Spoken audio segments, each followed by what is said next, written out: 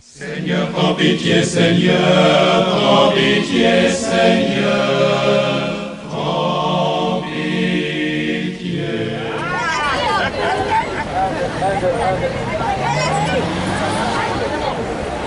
Nous allons faire silence et nous allons entrer dans notre temps de prière. Nous allons suivre les pas de notre Seigneur Jésus-Christ qui a porté sa croix, qui allait jusqu'au Golgotha. Dans la pensée, en faisant notre petite expérience, nous voulons nous unir au Maître qui a souffert le poids du fardeau de la croix. En vivant ces instants, nous voulons penser spécialement à tous les malades, les membres souffrants de notre communauté et de nos familles, et implorer la bénédiction du Seigneur. Au nom du Père, et du Fils, et du Saint-Esprit, le Seigneur soit avec vous. Et avec votre esprit. Première station, Jésus est condamné à mort.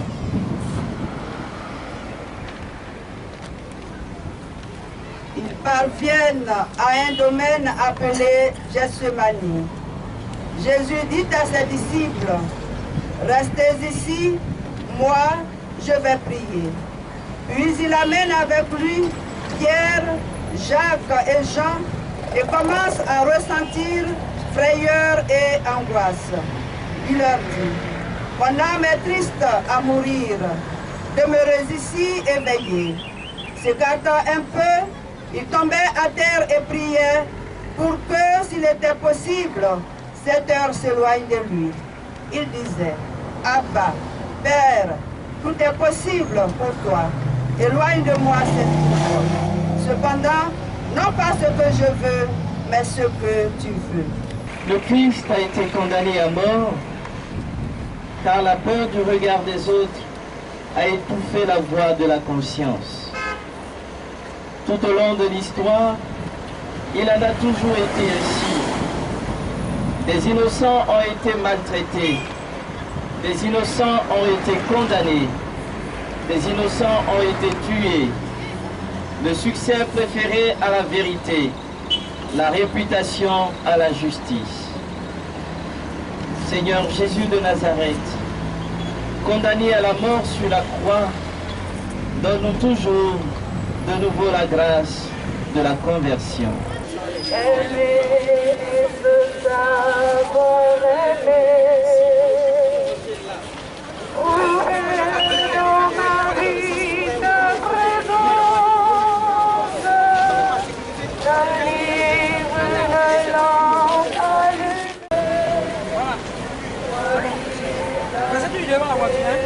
On prend un côté et aussi prendre un côté.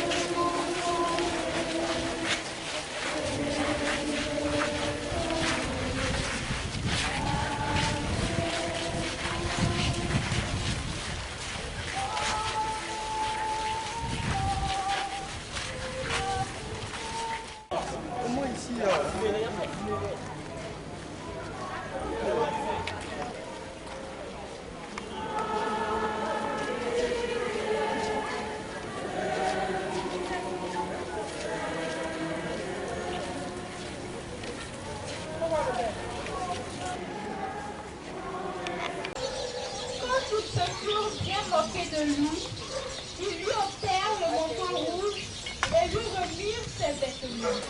Puis ils l'emmenèrent pour le crucifier.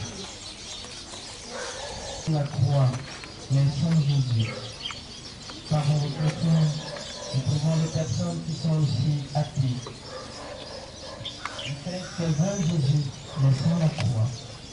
Or, sans Jésus, la croix est insupportable. Et sans la croix, on ne peut prétendre être avec Jésus. Embrassons la croix et embrassons Jésus. Et avec Jésus, embrassons tous nos frères qui souffrent.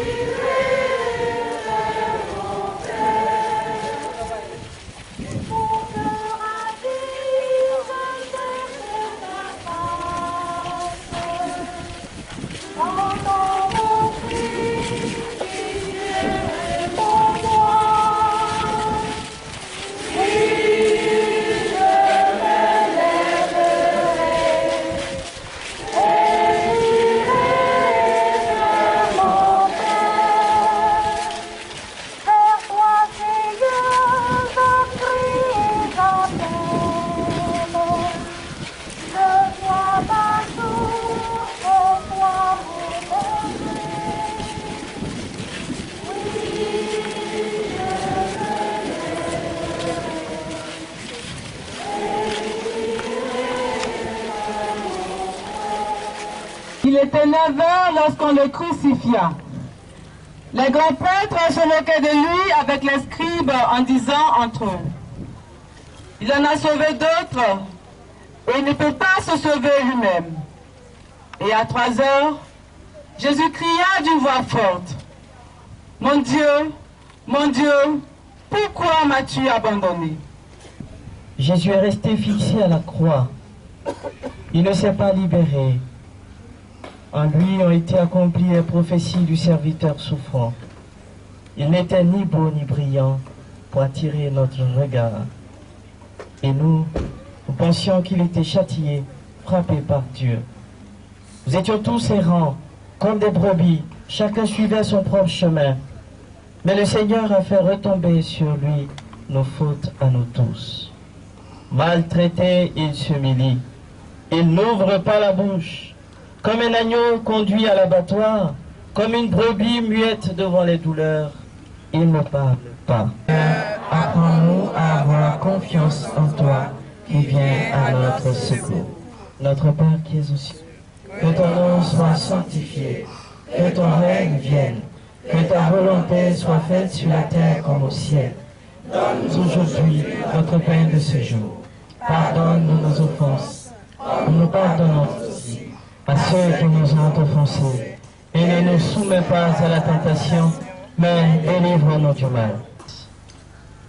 Prends pitié de nous, Seigneur. Prends pitié de nous. Que par la miséricorde de Dieu, la fidèle défunt repose en paix.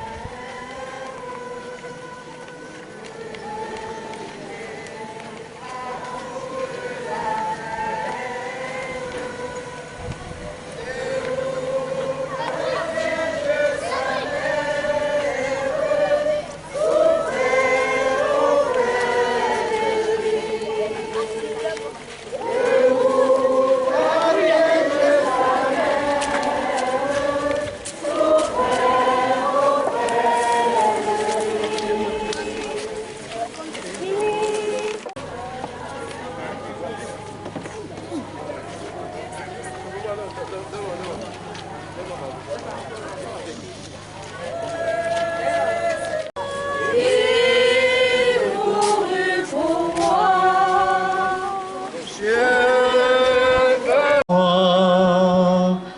veux, nous te bénissons, parce que tu as racheté le monde par ta sainte croix. 14e station, Jésus est descendu de la croix et est mis au tombeau. Joseph d'Arimathie acheta un seuil. Il descendit Jésus de la croix, l'enveloppa dans le linceul et le déposa dans un sépulcre taillé dans le roc. Puis, il roula une pierre contre l'entrée du tombeau.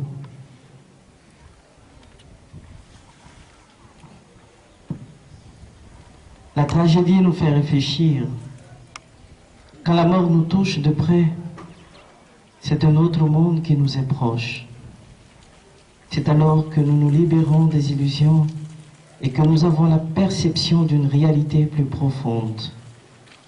Après que Jésus eut laissé cette terre, les chrétiens ont commencé à regarder en arrière et à comprendre sa vie et sa mission. Ils ont annoncé son message jusqu'aux confins de la terre. Ce message, c'est Jésus-Christ lui-même, qui est puissance de Dieu et qui est sagesse de Dieu. Il nous dit que la réalité, c'est le Christ, et notre destin définitif est de vivre avec lui. Tous ensemble, nous allons reprendre. Seigneur, apprends-nous à être des messagers efficaces de ta bonne nouvelle. Seigneur, apprends-nous à être des messagers efficaces de ta bonne nouvelle. Notre Père qui es aux cieux, que ton nom soit sanctifié, que ton règne vienne, que ta volonté soit faite sur la terre comme au ciel. Donne-nous aujourd'hui notre pain de ce jour. Pardonne-nous nos offenses, comme nous pardonnons aussi à ceux qui nous ont offensés, et ne nous soumets pas à la tentation, mais délivre-nous du mal. Mes frères et mes sœurs, nous avons beaucoup à apprendre du repos de Dieu dans le silence et la solitude. Le repos de Dieu est un repos du cœur qui peut durer même quand nous sommes entourés par les puissances de la mort. C'est un repos qui nous propose l'espérance d'une germination de nos vies par le chemin que Dieu connaît, nous permet de tenir bon malgré toutes les situations. Accueillons ce repos de Dieu, accueillons ce silence de Dieu, accueillons ce recueillement de Dieu qui est plein d'amour pour chacun d'entre nous, et sachons lui être reconnaissants pour son amour si grand, pour son amour si merveilleux.